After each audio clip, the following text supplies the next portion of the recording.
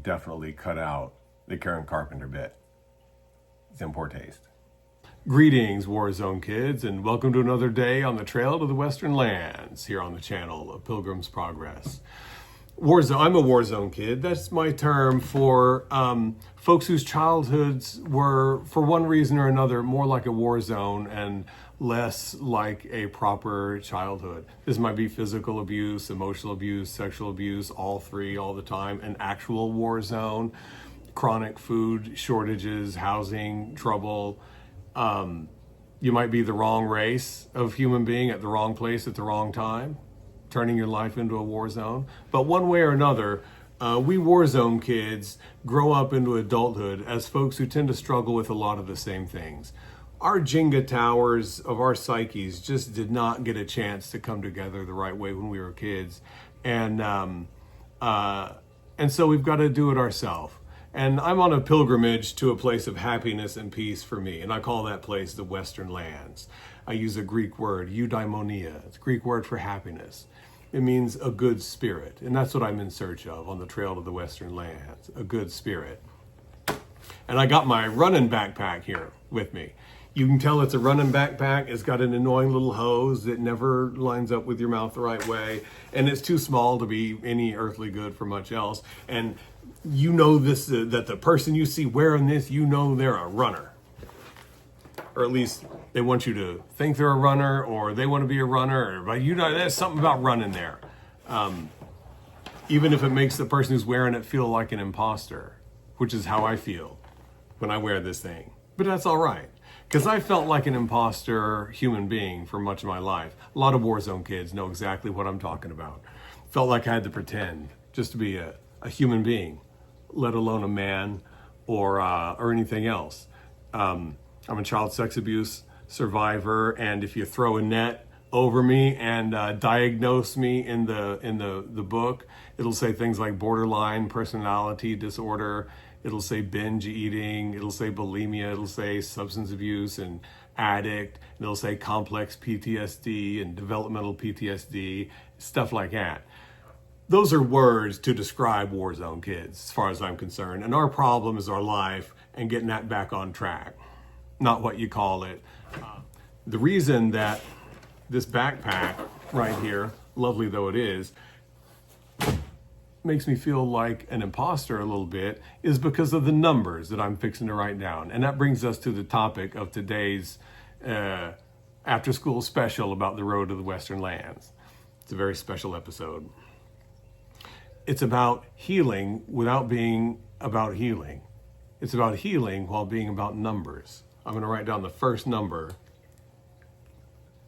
that made me feel like an imposter, although it's my new favorite number.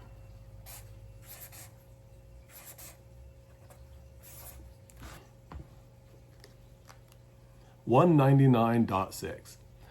That's how much I weighed yesterday morning. That's also the first time in my adult life that this number was less than 200 pounds. 199.6. I'm going to write down another number here. This is now my second favorite number.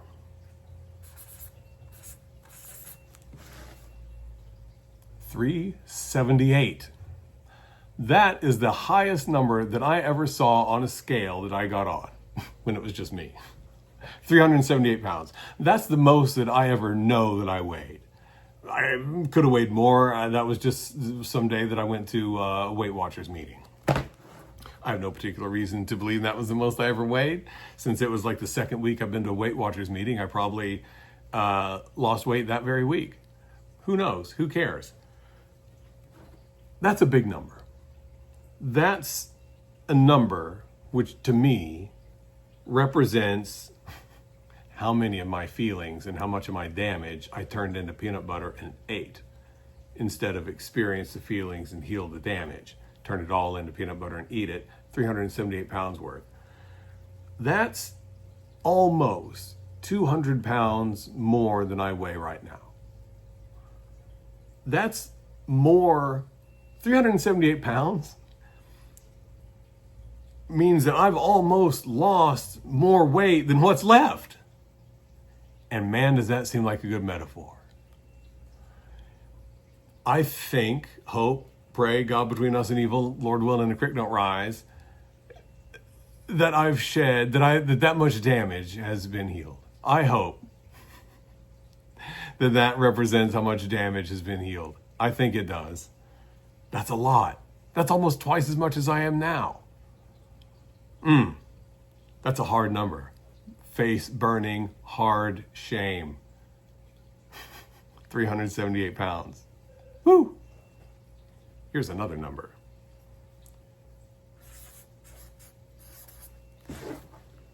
242. 242 is the number that I saw on the triple beam balance scale when I was a freshman at Boston University in the spring of 1994. 242 pounds. I don't know why it sticks in my mind, but it does.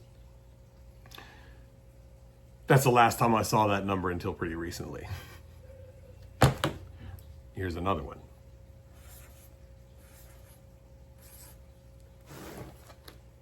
220 pounds. I got down to 220 pounds once about a year ago. I was so happy as I couldn't conceive that not only had I passed by 242, college freshman weight, but I made it 20 pounds past, almost. No, more than 20 pounds. 42 minus 20 is more than 20, yeah. 220 pounds. I was so happy, I celebrated. Back up to 240, 250. Man, I don't like to see the numbers go up. Here's another number.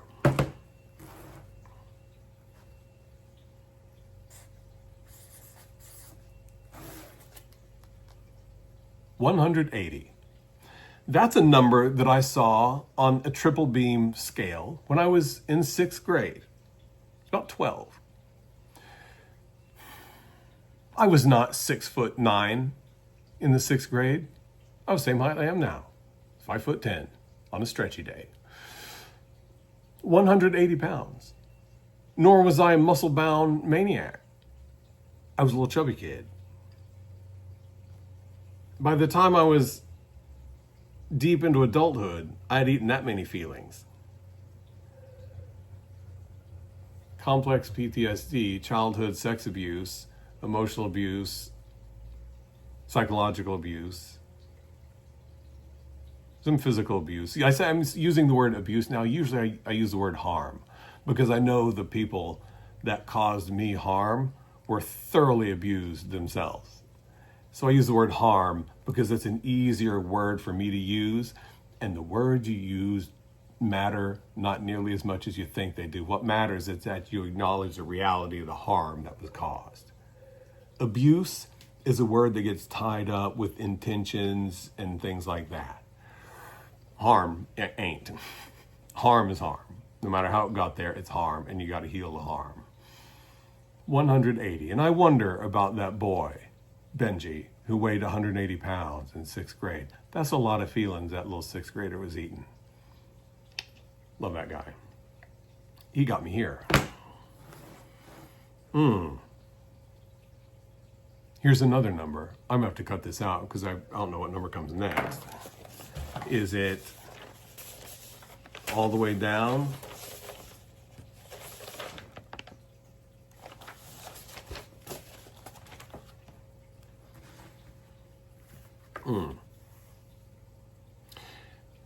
Here's another way that I think about these numbers. They represent feelings that I ate, and they also represent, in my mind right now, they just represent how much closer am I getting to myself? How much closer am I getting to myself? I had to get through 378 pounds worth of feelings and damage to find myself 15 years ago or whenever that was, that I weighed that much. Getting closer. 180. Here's another number. We're going to take a big bite now.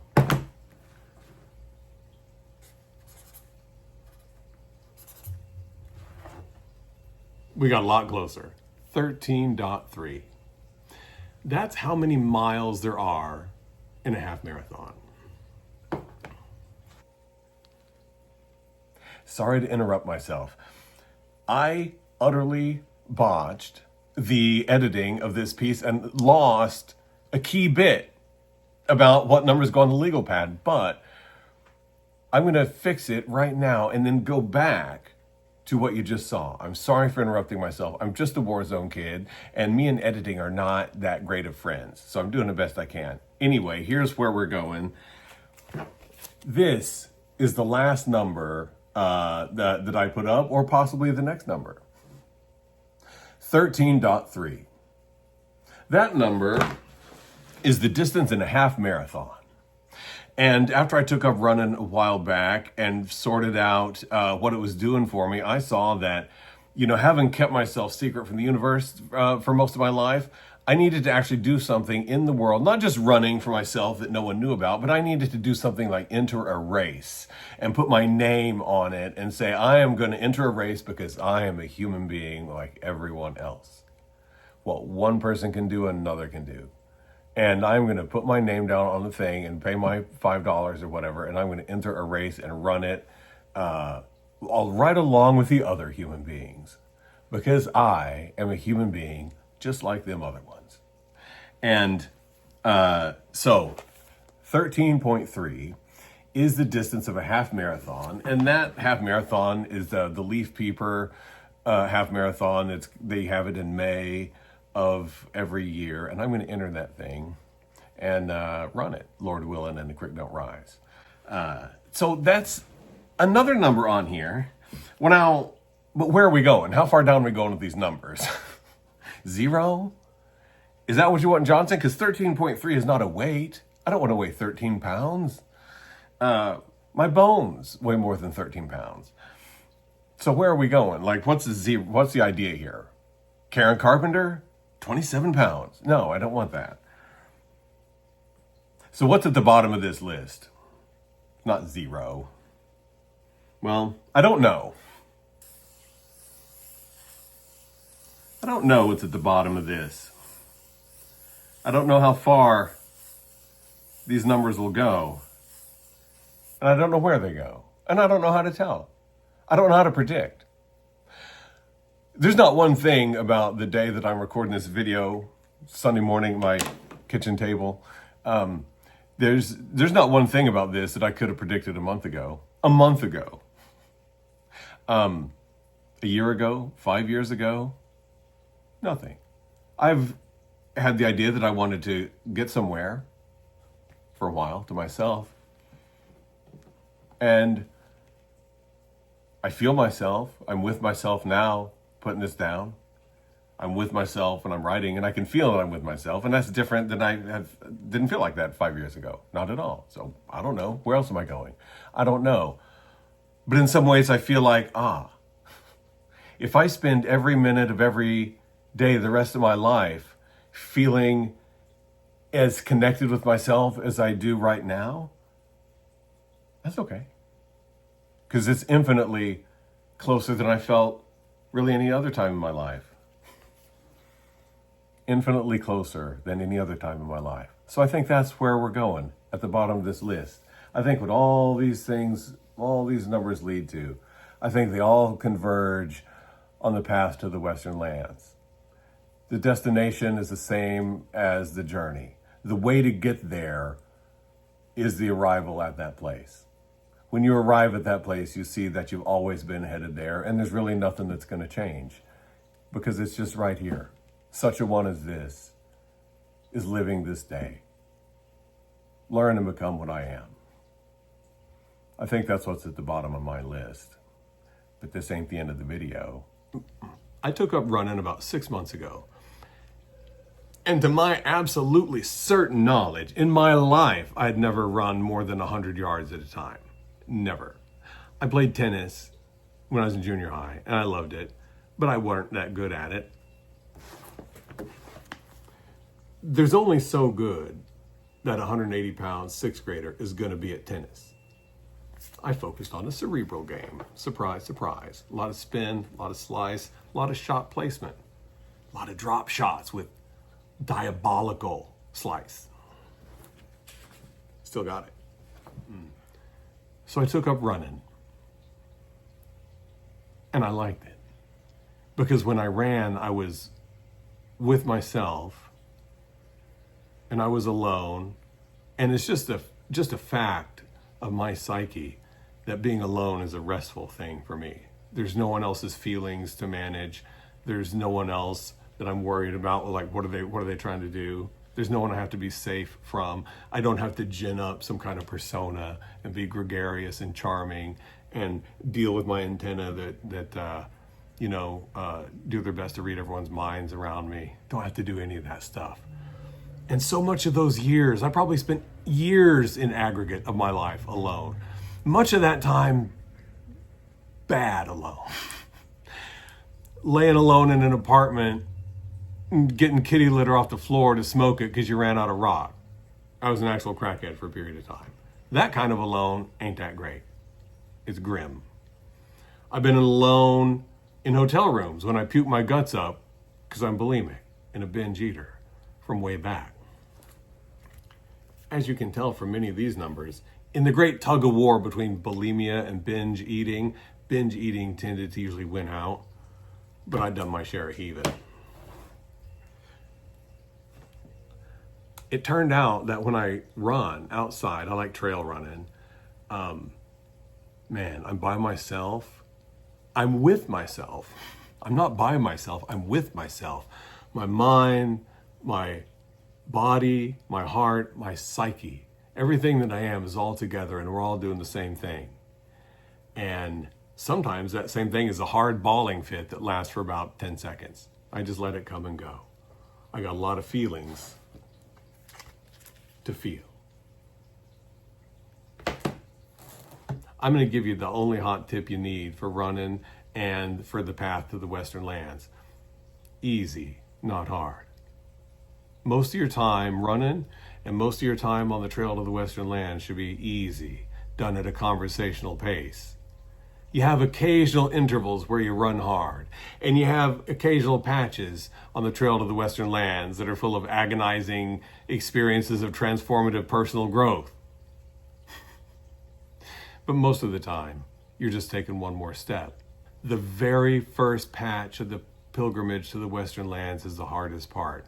The first month anyone spends running is the hardest part because they're probably doing it like I was, way too hard.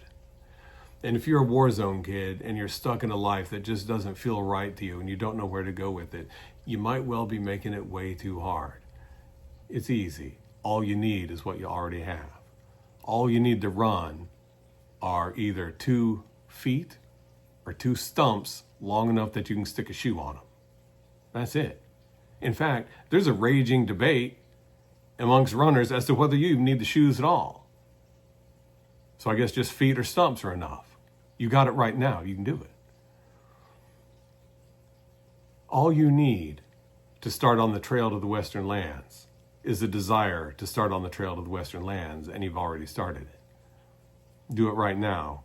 Say this with me. I want something better. I want to learn and become who I am. Say it out loud. Say it tonight before you go to bed. I want something better. I want to learn and become what I am. Say it tomorrow morning. Easy win. You're now a pilgrim. You're on the path to the Western Lands because you know you want to be somewhere different than where you are now. You got all the time in the world to get there. It's good to start now. Most of the time, on the trail to the Western Lands, you just put the next foot down. Put your left foot down, then you put your right foot down. All you ever have to worry about on the trail to the Western Lands is taking one more step. And you can always take one more step, always. There will never come a time that you cannot take one more step. So you can do that. Easy win, easy miles. Leave that war zone behind. Every step you take is one more step away from the war zone. And for us war zone kids, that's the way we need to go. That way. Toward the Western Lands, toward eudaimonia, toward the land of peace and happiness. I want something better for myself. I want to learn and become what I am. I think that ought to be enough to get us started. So won't you lace up your shoes or butter up your stumps and let's hit the road. We can get in a few more miles before bed. Let's do them together, Pilgrim.